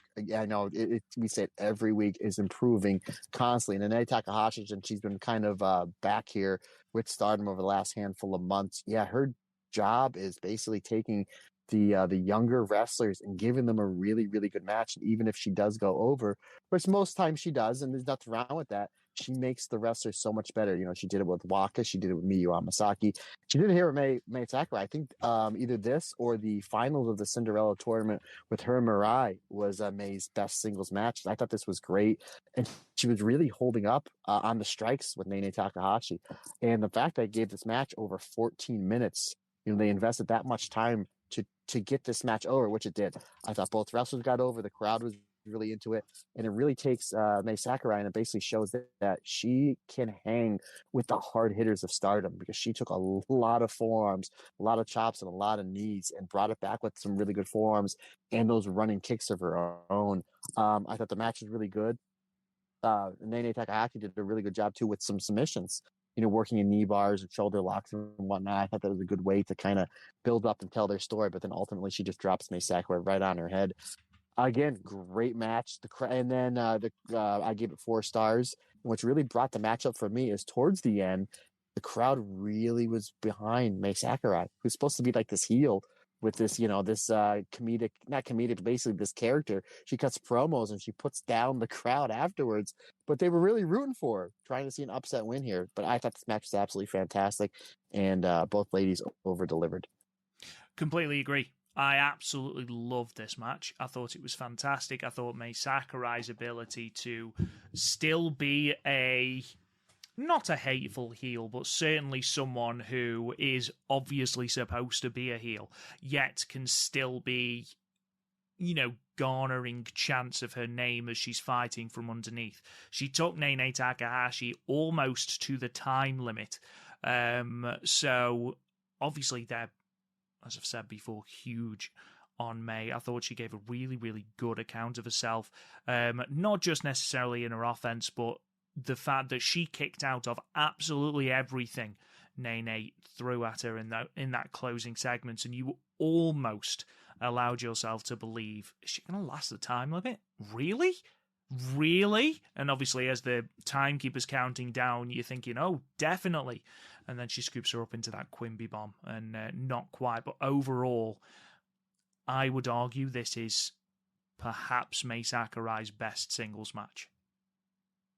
Yeah, like I said before, my friend, I pretty much agree with you. And then it gets ramped up quite a bit in the next match, does it not there, good sir? Oh my Christ, it really, really does. It really does. I mean, you talk, Matt, about how you can hit your friends harder. Because, they'll always buy you a beer in the back and, there's no hard feelings. I do wonder if there were hard feelings between Azumi and Miyu Amasaki, because good grief, they kicked the ever-loving hell out of each other. But speaking generally, obviously I talked about Mei Sakurai having her best singles match against Nene Takahashi. This was Miyu Amasaki's. Miyu Amasaki had a fantastic match against Nene and KBS Hall. Here, I think she had an even better match with Azumi. She's really starting to click with the chemistry. And fighting someone like Azumi is difficult because just of how quick she is in ring. You've properly got to be ready for things, in the right position for things, and know what you are doing. And I think Miyu Amasaki gave a great account of herself here. And my question to you, Matt, did you prefer this or her passion injection match with Takahashi a couple of months ago? I think this is Miyu's best match. I can see if some people say the passion injection match they liked a little bit more. Again, wrestling is subjective. You can like what you like. But this match I enjoyed so much more because there was more of a story here. Like I figured this would be more of maybe a high speed match with a lot of near falls, which we did get. But they started out just like you said, just beating the crap out of each other. And you forget how good of a striker Azumi is because she's so good at the submissions and the flash falls and the high speed style offense that when this match was over, I was like, okay, obviously Azumi is no longer the high speed champion. We're clearly going somewhere with her. And you're definitely building her up towards either a red belt match or a white belt match, or maybe she even takes one of the belts between now and the end of the year. And I don't think anybody would be disappointed because Azumi is she's fantastic. And then again, you're taking somebody that Miyu Amasaki, who's relatively, only been wrestling about a year or so, who's shown a lot of promise these last few months. And then you completely blow it out of the water. Literally seeing Miyu Amasaki's not full potential, but like the potential that she's going to have coming up soon. So Azumi does a great job getting Miyu over, and she gave Miyu a lot, especially a lot of those flash falls getting towards the end. Like I love how Miyu does that leg capture, Bow Backlund style bridge. Flash pinfall. I love how she gets into that, how she works it. And Azumi does a great job at a lot of these flash pinfalls, kicking out at literally 2.999, where it's like everybody in this, in this arena, the 300 plus were biting. They thought that they were going to see an upset here. Just some really great back and forth action. The fact, again, this match went almost 14 minutes. They did a great job giving the two of them time to tell their story. And, I like how Azumi's getting kind of a little frustrated towards the end that she can't put Miyu away and that Miyu is countering a lot of her holds and Miyu's almost putting her away, that Azumi just gets frustrated and she kicks Miyu right in the face. I mean, just punk kicks her Pride FC style right in the face. And then Azumi finally puts her away with another brutal top rope double foot stomp. 4.25 stars. Absolutely love this match. If you have not seen this match yet, folks, the show is free on YouTube. I advise everybody to go watch these last 4 matches, especially this one, because you're literally seeing a star being born in this match in Miyu Amasaki. And then you're seeing somebody that we know for the past 2 or 3 years is a star in Stardom, but now it's time to push Azumi towards the main event of the card. Yeah, I think we're probably in agreement here that Azumi versus Miyu Amasaki was match of the show. Though, again, all 4 of these final matches and that Stars versus Kohaku and Ruaka match second on the card was really good. I actually just want to put over Aya Sakura, who I thought was fantastic in defeat against the New Eras. Ultimately, they were 2 rookies, her and Hanako, against the tag champs. They were never going to win. But I thought Aya Sakura did a really good job, not only of connecting with kicks and submissions, which she's brought into her game, which is fantastic, but I thought her selling was really, really good as well. New Blood tag title match. Minimal karma, which is always good. But I want to focus on the Inaba sisters because I am imploring Rossi to sign them. I really, really, really obviously I haven't seen as much of Azusa as I have of Tomoka. And Tomoka blows me away every time she wrestles. She just seems to get better and better and better and better every single time. She's so damn good, just seems to pick things up really, really quickly. Her exchanges with Starlight Kid, those striking exchanges were brilliant, and she held her own as well. I think Azusa, has only been wrestling for, I think she started this year. I think it was early this year she started against Tomoka. And I think she's picked it up really, really quickly as well. I did allow myself to believe that they might put the belts on the Inaba sisters, but I think when both of them aren't signed to the company, maybe not. Ultimately, Karma and Starlight Kid come out victorious, but a good title defense. And again, Karma didn't annoy me too much during this. I will say, I don't know which match I like better between this one or the match we just talked about. I gave them both 4.25 stars, but I'll say this, Rob. I put over my wife quite a bit on this podcast, and rightfully so. Somehow, before this match even started, I fell even deeper in love with her. And let me explain why, good sir. So again, she's watched majority of the show. She was kind of in and out of the room watching, and she was kind of confused on how Karma gets the entrance over Starlight Kid. She's like, I don't know this Karma. I know Starlight Kid. She's obviously, very enduring with the crowd. She has a lot of charisma. The whole spiel with the mask and the robe. How does Karma get the entrance? Like, oh, she's probably going to throw a fireball at the end of her entrance or when they announce her in the ring. And she does the little small fireball thing, and she goes, "That's it." I thought she would have thrown a Hadouken for you Street Fighter fan. I was like, oh my goodness. Oh my goodness. If Tam Nakano came into the room, I would have pushed Tam Nakano over to get to my wife. That's how awesome that moment was. But I was like, oh my goodness. And I can go on a big tirade of my love for Street Fighter 2 when I was a young lad there, sir. But yeah, exactly. I agree with you. The fact that Azusa's only been wrestling for like 5 or 6 months and she's that good, and Tomoka is obviously fantastic. Tomoka is in the spot, at least in my eyes, and you'll probably agree with me, Rob, and I have a feeling that a lot of our listeners will agree with me. She's in the spot where Suzu Suzuki was last year, where she kind of comes in and out, and we're like, okay, I know she's not full-time because she's doing all this other things, but hopefully in a year she is signed full-time. Hopefully, it's I don't know what her contract status is, or she even has a contract with JTO, or if she's just independent. But I think it's only a matter of time, like once things start to clear out a little bit more, that she'll be back full-time. And again, I would love to see the two of these wrestle more on a more tag team basis, the Inaba sisters. And again, I think the perfect place for them to start almost full-time or more regular basis would be the Goddess of Stardom Tag League. I think that tournament, barring any injury, knock on wood, I think the Goddess tournament, based on kind of what we're seeing now, not unless they just completely shake up the roster and like nothing makes sense whatsoever, but I think that Goddess tournament, the way the tag division's looking now or where it can be built, is going to be the best in the history of Stardom. Really, really can. Again, this was great. And one thing I didn't think we were going to see is I figured Azusa would have got pinned. But the fact that at the end of the match, they basically gave us a free preview of Starlight Kid and Tomoka. The tag stuff between both teams was great. Azusa was good. Karma was great. But they basically, the last 4 or 5 minutes, it was almost like a glorified singles match with Tomoka and Starlight Kid. And by no means am I complaining. I thought that was great. I figured they kind of maybe would have held that match off because that's a match that I would pay good money to go see. And it's just like, no, we're going to give you this really, really good tag match. We're going to highlight everybody. We're going to highlight the two teams. And the last 4 or 5 minutes is just these two being awesome. And I do like how Starlight Kid, she hits a perfect tiger suplex. Tomoka kicks out. Starlight Kid stays on or hits the Black Tiger pile driver for the 3 count.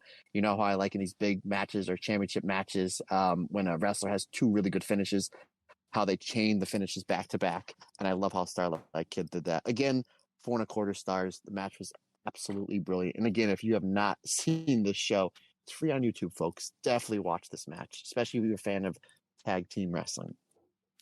Could not have put it better myself, good sir. We main evented with the Future of Stardom Championship match, Rina making that first successful title defense. And I feel like we need to put over the fact that she managed to lock the hydrangea in on one of the tallest people on the roster, especially as Rina is, in comparison, quite short. I feel like that isn't mentioned enough as being the great feat that it is. But overall, we've been singing the praises of Rina for months and months and months now, and it was only a matter of time before she got the belt. She's got the belt now. How do you think she carries herself as the champion? I think very well. I think the only problem with this match is it had to follow back to back 3 of the best matches in the 9-show history of New Blood. I mean, really, all 3 of those matches you can say are some of the best ever. I thought the match was really good. She has a lot of charisma. As high as we are on Hana, and we know that Hina is getting much better as well. I think as far as charisma and character goes, I think Rena is the best of the three. I think she's doing a very good job fitting herself into the Uedo Tai picture. That's obviously, with Momo, Tora, and Starlight Kid kind of, at the top. I think she's doing a really great job with that, and she's the perfect person right now to hold this future Stardom Championship. But yeah, considering the fact that there's a big size difference, and considering the fact that the baby face is the smaller one, the baby face is the taller one, and the heel is the smaller person. Kind of an interesting dynamic to see how it played, but the psychology worked out really well, and they really liked how Rena is paying tribute to Hana by using the Hydrainer to not only win this match, but obviously to win the championship as well. Obviously, he has the Pink Devil, which is like a gory buster, and the double knees from the top rope. But I really hope she continues to adopt this as her finisher. 1, she builds it really well. 2, it looks really good. And 3, anytime that we can be remembered of the great Hana Kimura, always puts a smile on my face, good sir. Absolutely. Absolutely couldn't have put it better myself. We do have our new challenger. It's Waka Tsukiyama. I always find it really funny when someone challenges for a title having just lost their match.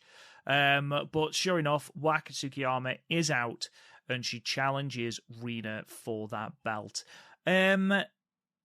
Question, Matt. Does Waka take it? No.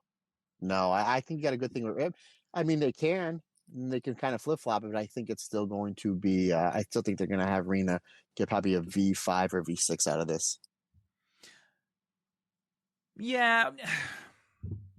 I'm just thinking there was a lot of momentum behind Waka when, as she got that first win back in March.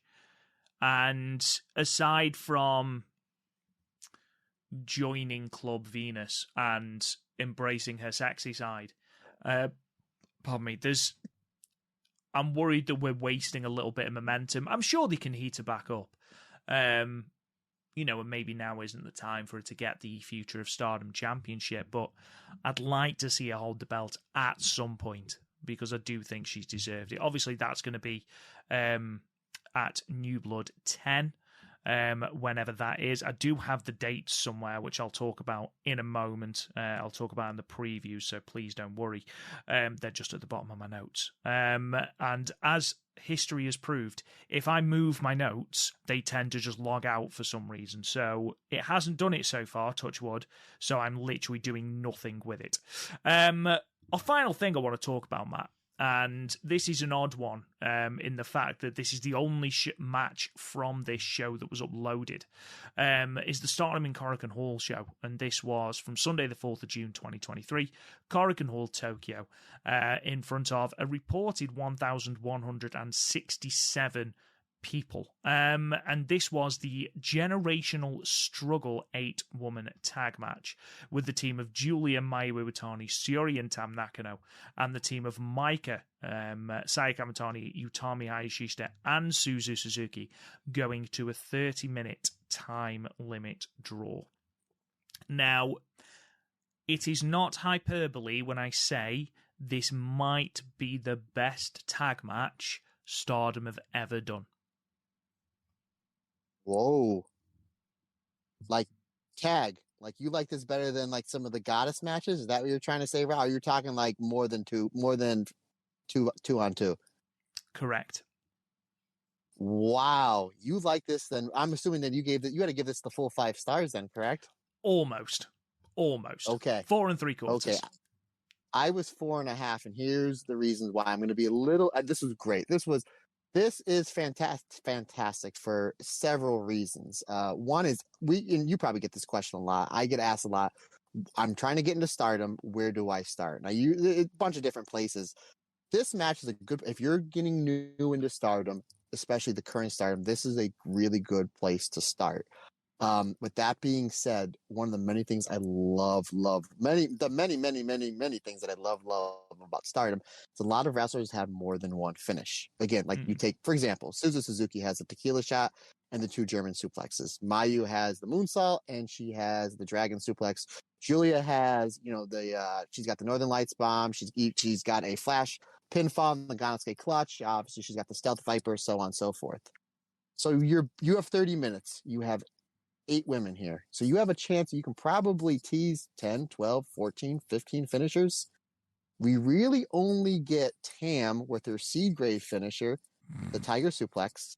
You get Suzu, the Tequila Shot, and Mayu, the Moonsault. That's it.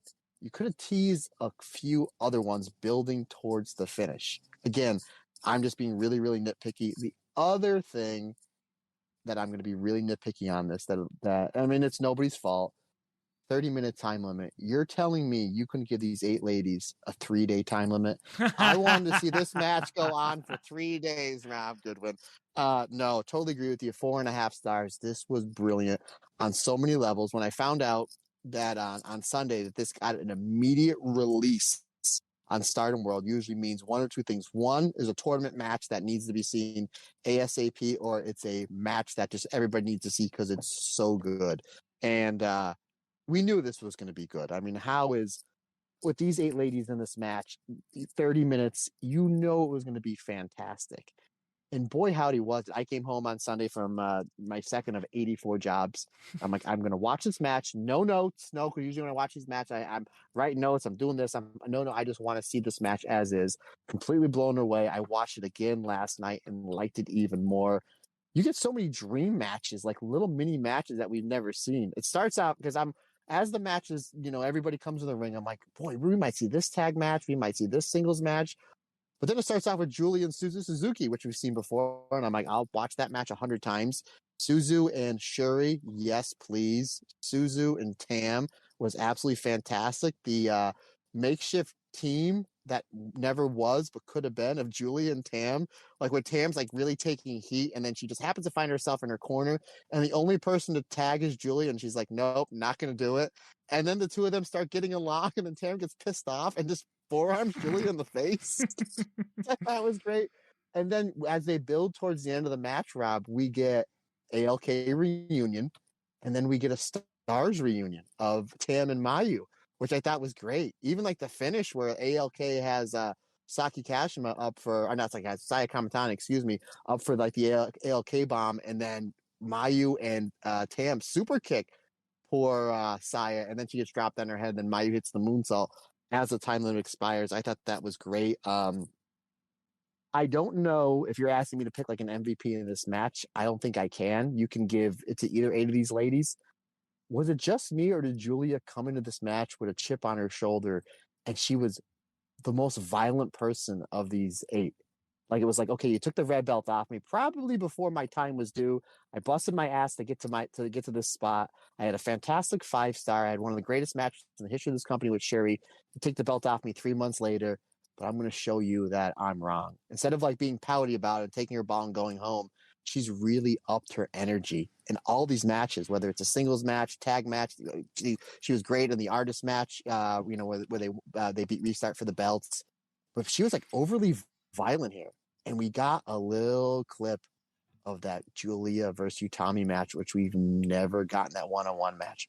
We've been waiting on it since the end of 2020, and we've never gotten it. They gave us a little clip, and it was fantastic here, as well as a tease of Utami and Tam as well. Because originally my idea was I think Utami's going to win the 5-star. It's going to be her and Tam. And I'm like, no, it's going to be Mina. Now it might be Saya. I wouldn't be upset if it was Julie and Tam. No, now it might be Utami and Tam. I don't know where they're going. But Rob, this match was absolutely fantastic. Again, if you're new into Stardom and you're listening to this podcast, we thank you too. This is a perfect place to start with this matchup. What I loved about this match is that you had 8 women in there, and at no point did it feel overbooked. At no point did it feel like they were trying to do too much. You had so many little stories as the match progressed, whether it's the continued infighting of Saya and Utami, whether it is that confrontation, that star-making confrontation between Julia and Utami you mentioned, whether it's the fact that those initial tag-ins, as all 4 women of both sides were tagged in, the crowd were molten behind it. Every single time someone came into the ring, the crowd loved it.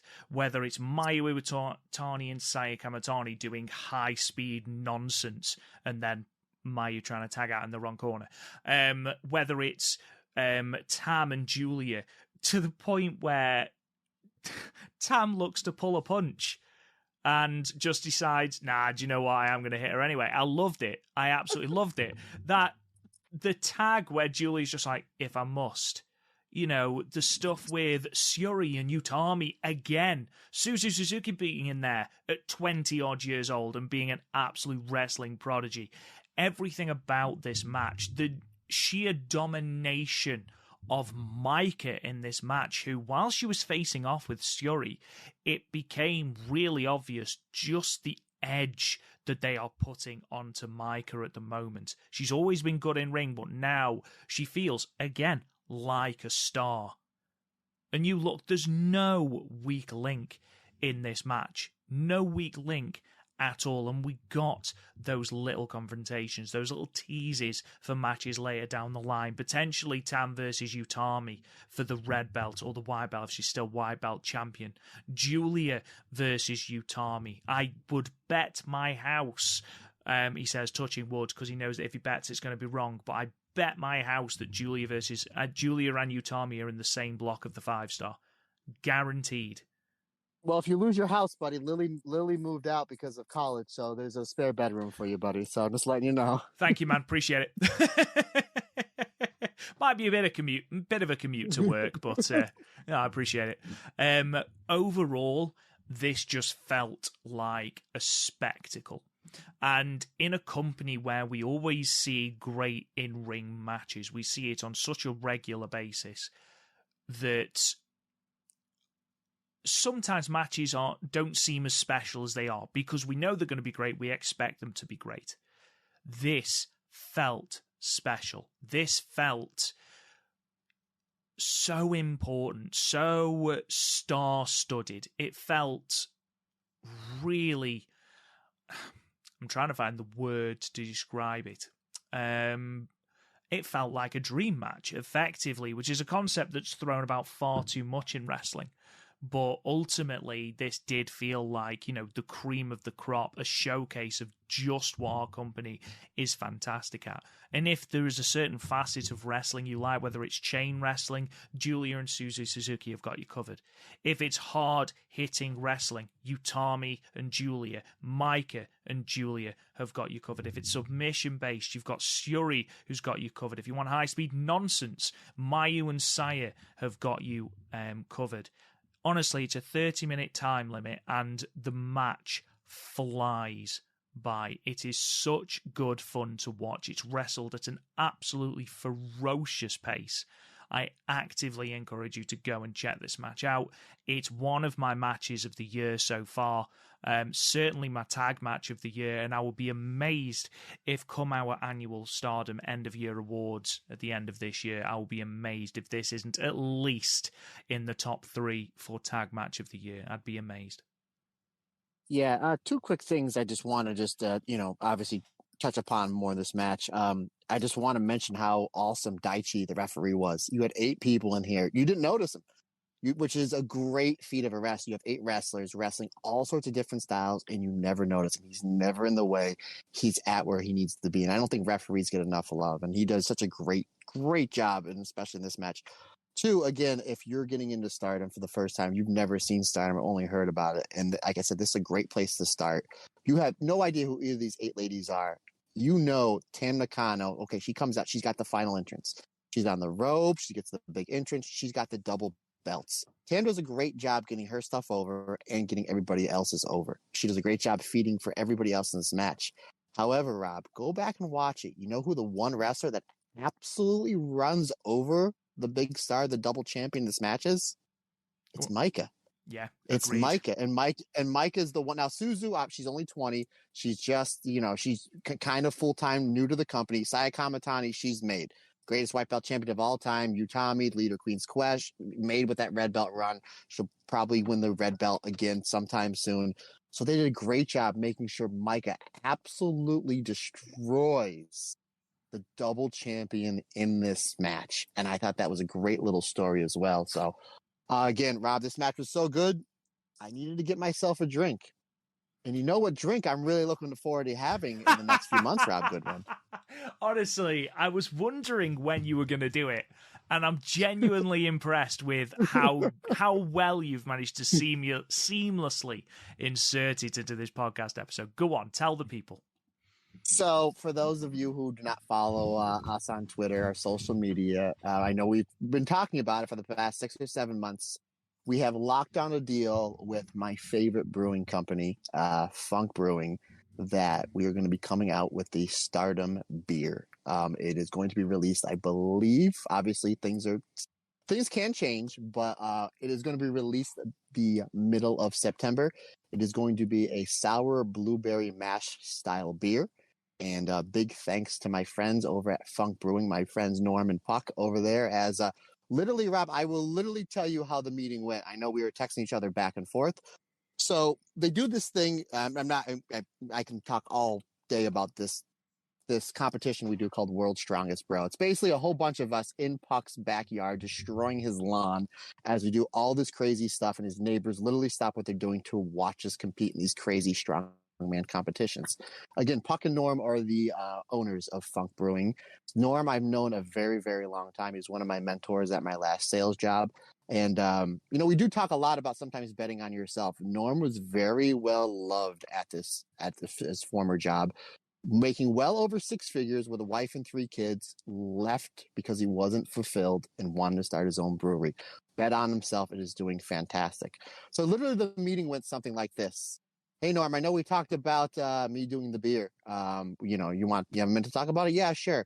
Pulls out his phone. He's like, okay. He's like, obviously, we're not going to, invest a whole ton of your money or my money because we don't know how this is going to go. But here's the beers we have coming up over the next 3 months. And you don't want to rush it. What do you say we do a blueberry sour mash? Okay, great. Okay, it's going to come out, I believe, September 10th or September 11th. That's it? Yeah, just get me a label and a name for the beer and a saying you want on the end of the beer by the end of the month. And I'm like, okay, that's all I need to do? Do you need to talk to Puck? Do you want to talk to Puck about it? I'm like, well, yeah, he's your other co-owner. Okay. Hey, Puck, we're going to, that blueberry beer that we're coming out with? Yeah, I think so. We're going to put Turner's podcast on it. Oh, okay. That was pretty much the entirety of my meeting, getting the beer deal. Again, Norm is a friend that will always help a friend. Again, it's going to be we don't know the name just yet. It's going to be a blueberry sour mash beer. I know Rob threw out the blueberry berry bombers. We also maybe thought coming out with the Stardom Cast sour blueberry mash. Not really sure exactly yet. We know the saying on the can is going to be the Hana quote that we say at the end of the podcast. Everybody's different. Everybody's special. Again, keeping her memory alive. And more than likely, obviously, we already have a whole bunch of logos that Haley has done for us. So more than likely, obviously, me and Rob will collaborate off air. More than likely is going to be the Julia logo, just because I think that pops really well. The one with her winning the 5-star. Obviously, could be the Kyrie, could be the Freedom, could be any number ones. But so bottom line, folks, is that it's pretty much a done deal. It's going to be coming out, I believe, September 10th, September 11th. I've already had a lot of our international listeners ask if we can ship it. Obviously, I would love to ship a whole bunch to Rob. Obviously, I would like you to try it. I don't know what the shipping rates will be, or I know in the state of Pennsylvania, the alcohol laws, the liquor laws are very, very strict, and rightfully so. So I'm not sure if we can ship it. It is something that we are definitely looking into.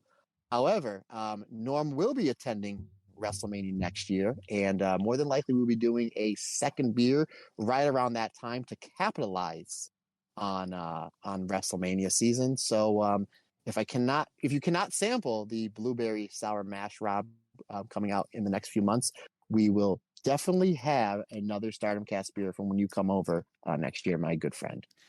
Oh, well, I'm very, very excited. And listen, guys, if you've got names or puns that you think that would suit the beer, we are open to suggestions. So on Patreon or wherever you were listening to this podcast, go ahead and, give us ideas. I'm personally very, very proud of blueberry berry bombers. But you give us some ideas, and hell, if there's one we like, we might go for it. Who knows?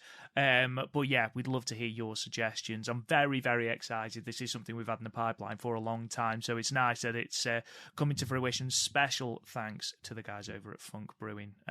Again, can't thank them enough. Obviously, I know it was a really arduous, long, formal meeting for Matt to get the deal done, but I have been very adamant on that they need to book Terry Funk for one of their. oh God, of course.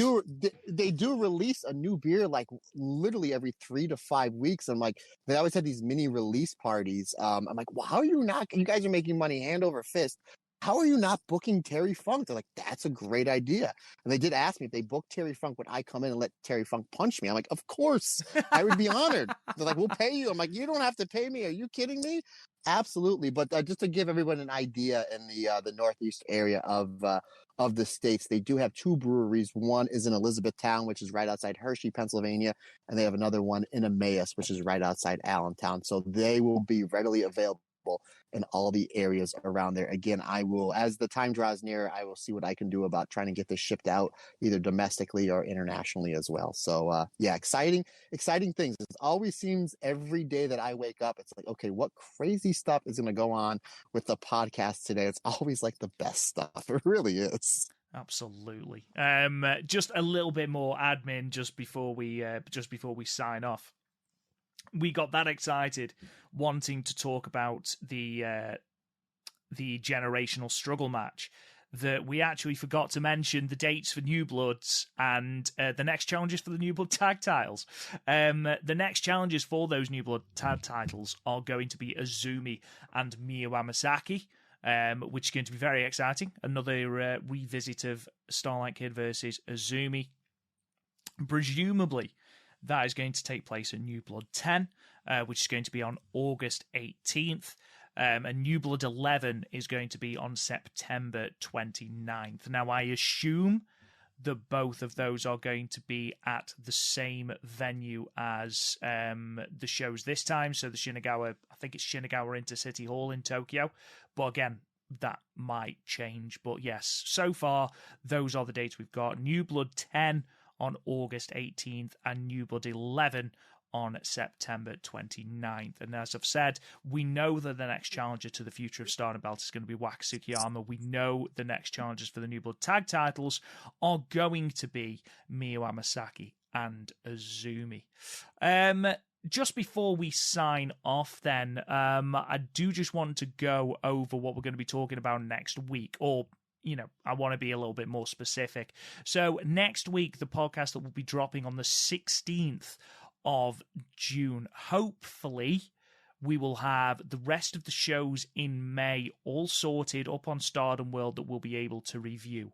Now, I know that Stardom had shows on the 3rd of June, on the 4th of June at Korakuen Hall, where the generational struggle match was. I'm hoping those will be up in full ready for next week. They then got a show on the 7th, the 9th, the 10th, and the 11th, which obviously we're not going to be able to review in time. But the week after... yes, we are. Yes, we are. The 7th's today. I'm looking at the wrong week. Superb stuff, Rob. But the 7th should be up on Stardom World by next week. The 9th should be up on Stardom World by next week. The 10th, maybe the 11th. Not sure. But whatever is up, we will review for you. That is on the 16th of June, or the 15th, if you're one of our fantastic patrons. On the 23rd, the week after that, will be our preview of Stardom Sunshine 2023 with the cage match and, the 2 cage matches. One, the loser leaves their unit match, and the Artist of Stardom Championship match as well. But other than that, Mr. Turner, is there anything you'd like to add, or shall we skedaddle and... in a podcast that's going to be remarkably under 2 hours. Only just, but under 2 hours. No, you do your tags, and then I'll just do where I'm going to be this weekend and my tags, and I think we'll hit the double brainbuster and call it a day, buddy. Absolutely, guys. Thank you so much for listening to the podcast. We can't thank you enough for any and all of your support. If you want to offer your support even more, then our Patreon is patreon.com/the Stardomcast. You can join for as little as $1 a month. You will get all of these episodes early and ad-free. And then we've got different tiers with lots of different rewards in them. Please go and check them. I've got loads of good things coming up. If you don't want to be a part of our Patreon, completely understand. If you could leave us a 5-star review on Apple Podcasts, on Spotify, wherever you listen to your podcasts, it really, really helps us out and takes 30 seconds and is completely free. Really helps us get in front of more people. Check out the website, www.thestardomcast.com. New merch has dropped on our merch store. We have got some TAM related items, and we've also got some prints to sell as well, with more to come of different members of the Stardom roster. If you want to follow us on social media, at the Stardomcast. If you want to talk to me on Twitter, at Real Rob Goodwin. Matt, sign us off, my friend. Absolutely, folks. I am all over the place this weekend. I will be returning to Higher Ground Wrestling in the Scranton area. So if you're going to be there or thinking about coming, stop on by, say hello. And then the next day, Sunday, I will be at the debut of the Joshi Spark Show. Obviously, I will not be wrestling, but I will be in attendance. So if you see me there, come on and say hello, and I will give you a free high five. And if you need to get a hold of me, Matt Turner OF on the Twitter and or the Instagram is the best way to get a hold of me there. Or if you feel like shooting me an email, the stardomcast22@gmail.com is the best way to get a hold of me via email. Once again, folks, we cannot say thank you enough for the fantastic support that you have shown us. It really means the world to us. Can't do it without you. Like I always say, it's just not my podcast. It's our podcast, because we're all in this together, and everybody's different. Everybody's special. A free high five. You're such a gent.